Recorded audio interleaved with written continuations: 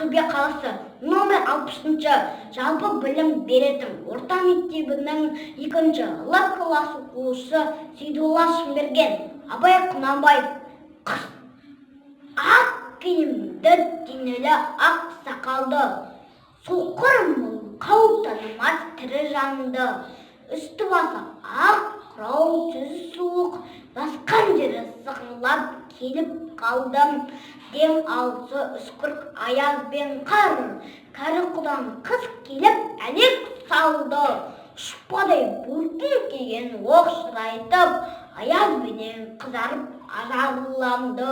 Бұлттай қасы жоқ бекі көзін, басын сіліксе қажып мазаңдалды.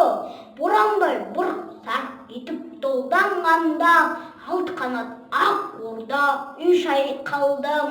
Әуес көріп жүгірген жас балалар, беті қолы тон болып үсік шалды.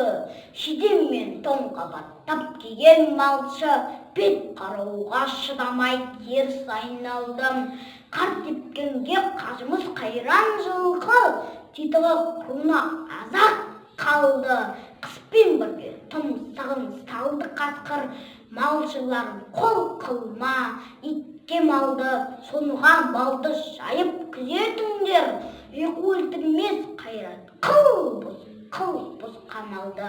Ит жегенше қондыбай, қанай жесін, құр жібер мұны ант тұрған кәрі шалды.